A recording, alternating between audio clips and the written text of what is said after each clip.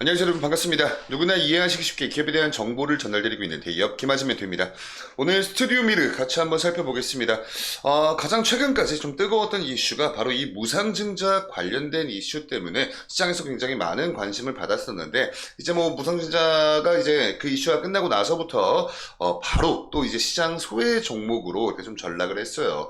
그래서 오늘 영상에선 이 무상증자 이후에 이 주가의 흐름에 좀 포커스를 맞춰놓고 같이 한번 좀 살펴보는 시간 가져볼 거고요. 이제는 여러분들 이 무상증자 이슈를 떠나서 이제는 정말 우리 스튜디오 미르가 가지고 있는 이 사업 성과로 증명을 해야 할 때가 아닌가, 이런 생각을 하고 있습니다. 그래서 오늘 같이 우리 스튜디오 미르 24년도 1분기 실적과 우리가 올해 동안 좀 기대를 해볼 수 있는 모멘텀은 무엇이 있을까, 이런 부분들 나눠서 설명을 드려보도록 할 거고요.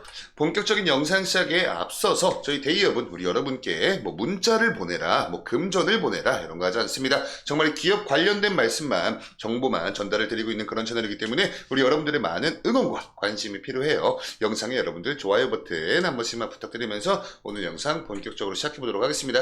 자, 우선 24년도 1분기 분기 보고서가 나왔습니다. 그래서 우리가 이제 뭐 매출액, 영업이익, 당기순이익 이런 부분을 이 투자를 하기 위해서 좀 가장 중요한 그런 지표로서 활용을 하고 있기 때문에 이 부분만 좀 간단히 살펴보겠습니다. 우선 이 영업수익이 여러분들 매출액이에요. 보시면 약 48억 5,300만 원, 그러니까 뭐 반올림하자면 49억 원 정도 매출액 발생시켰고요. 영업이익 같은 경우에는 약 3억 5,400만 원 정도 적자였어요. 그래서 이것도 반올림하면은 이렇게 한 4억 원 정도 적자가 발생을 했다. 그러니까 이 영업 비용적인 측면에서의 좀 발생이 많았었기 때문에 이런 부분들이 영업이익에 좋지 못한 그런 좀 부정적인 영향을 끼쳤죠. 그리고 당기순이익도 약 6천만 원 정도 이렇게 적자로 기록을 했습니다.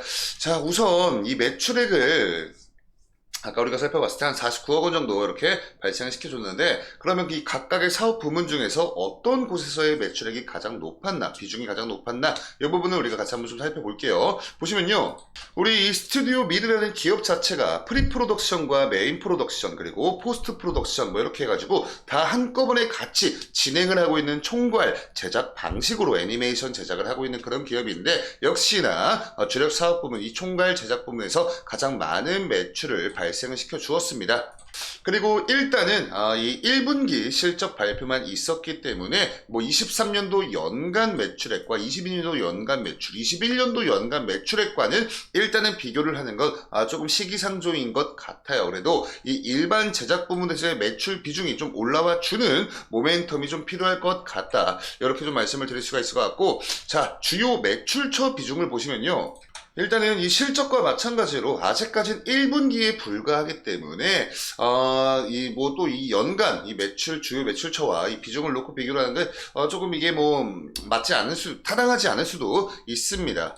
그래도 우리가 지금까지 이 추이 자체는 확인을 해 봐야겠죠. 보시면요, 1분기 A사 비중이 압도적으로 지금 현재 높은 비중을 나타내고 있었는데, 23년도와 22년도, 21년도, 20년도 이렇게 보시면요, 이 비중이 좀 굉장히 좀 다양하게 이렇게 좀 가져갔던 그런 이력들이 있습니다. 그렇기 때문에 이제 이 B사와 C사 등이라고 기재가 된 곳, 이쪽 거래처에서도 어느 정도 매출액을 발생시켜줄 수 있는 그런 모멘텀을 우리가 기대를 해볼 수가 있겠죠. 자, 그리고 이 A사가 어딘지, B사가 어딘지, 또 C사 등이 어딘지는 이런 자세한 내막까지는 우리가 알 수가 없습니다. 기업 관계자가 아닌 이상 그 부분을 알 수가 없고요. 굉장히 높은 확률로 요 셋 중에 하나는 넷플릭스일 가능성이 일단 높겠죠.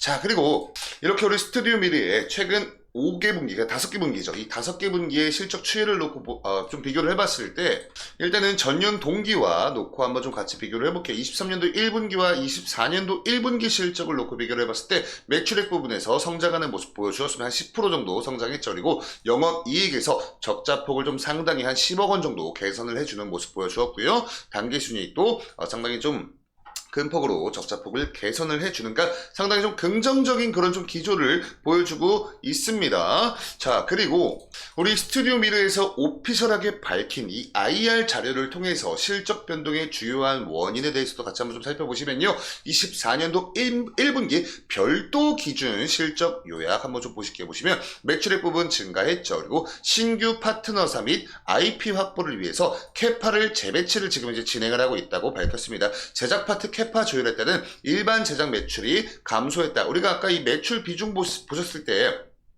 총괄 제작 쪽 부분의 매출 비중이 상당히 높았고 일반 제작 쪽의 매출 비중이 좀 낮았었는데 그 부분을 지금 여기서 설명을 하고 있는 겁니다. 그리고 일반 제작 고객사 매출 비중 감소에도 견조한 총괄 제작 매출로 전년 대비했을 때 별도 기준으로 매출액의 증대가 이뤄졌다. 그러면서 영업이익 전년 대비 흑자 전환 3억 4천만 원 기록을 했다라고 밝히고 있으니까 별도 기준이기 때문에 여러분들 이 부분 참고를 해주세요. 넷플릭스 작품 제작 매출 진행률 인식에 따른 영업이익 지속. 그리고 이제 아랫부분 보시면요, 별도가 아니라 연결 기준으로 실적 요약이 나오거든요. 보시면 영업이익 전년 대비 적자폭 축소, 우리 방금 보고 왔습니다. 그래서 이 스튜디오 미르 CGI라고 해가지고 신규 자회사예요. 이 3D 애니메이션을 주요 사업 부문으로 하는 스튜디오 미르 CGI 여러분들 꼭 기억을 하시길 바라겠습니다.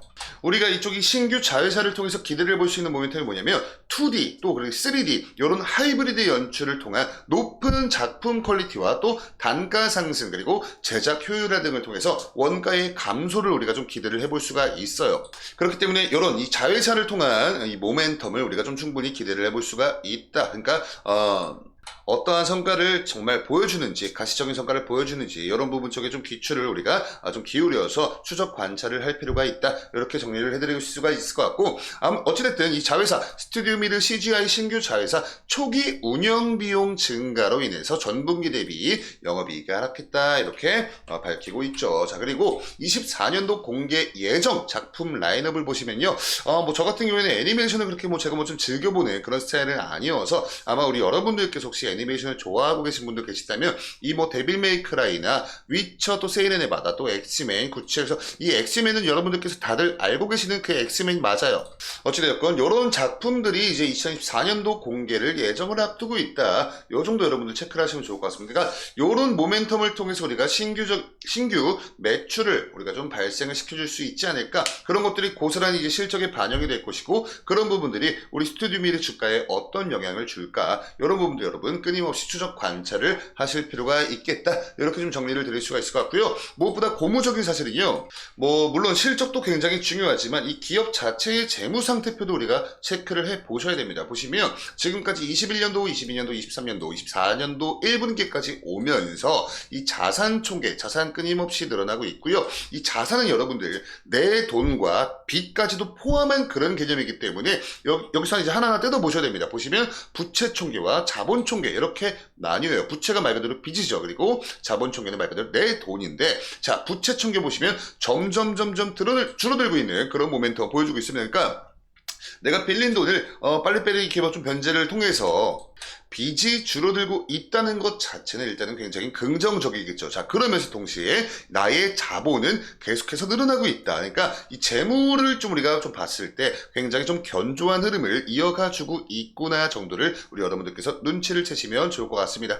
자, 그래서 어찌됐건 이런 이제 사실들을 좀 배경 지식에 넣은 상태에서 차트를 한번 좀 같이 보시면요, 이때 당시 무상증자 이슈로 인해서 시장에 많은 관심을 받았었습니다. 근데 이제 무상증자가 다시 이루어지고 나서부터 이 주가가 또 이제 원래 자리로 돌아오고 있는 그런 회귀 현상이 벌어지고 있습니다. 일단 이 흐름적인 추이만 놓고 봤을 때 굉장히 좀 좋지 못한 그런 흐름을 보여주고 있어요. 뭐 이평선 지지를 받고 있는 것도 아니고요. 명확히 확인이 되고 있는 지지 구간 또한 지금 좀 불명확합니다. 그래서 일단은 아마 많은 분들께서 투자를 진행하실 때 좀 상당히 난이도가 높은 그런 종목이지 않을까 이런 생각을 좀 하고 있고, 일단 뭐 지금까지 가장 최근 한 달 동안 스튜디오 미르 관련된 수급 추이를 보시면요, 너무나 그래도 다행히도 좀 고무적인 사실이 개인들의 수급이 받쳐주는 게 아니라 외국인과 기관들의 수급이 최근 한 달 동안 좀 많았다. 외국인과 기관의 쌍끌이 수급이 들어와 주고 있구나 정도도 여러분들 체크를 하시면 너무나 좋을 것 같고요.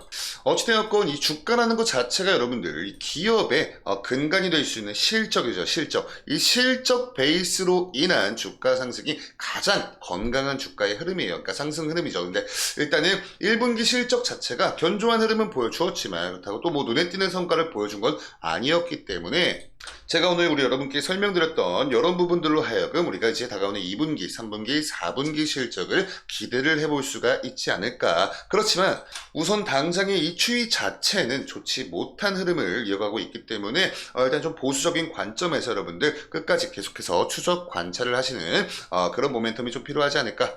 이렇게 생각을 하면서 추가적인 이슈나 정보들 올라올 때마다 제가 또 브리핑을 드리도록 약속을 드리고요. 저희 데이업 채널 여러분들 구독 버튼 한 번씩 부탁드리면서 오늘 영상의 내용이 여러분께 조금이나마 도움되셨으면 영상에 좋아요 버튼으로 많은 응원도 여러분들 한 번씩 부탁드리면서 저는 다음에 인사드릴게요. 감사합니다.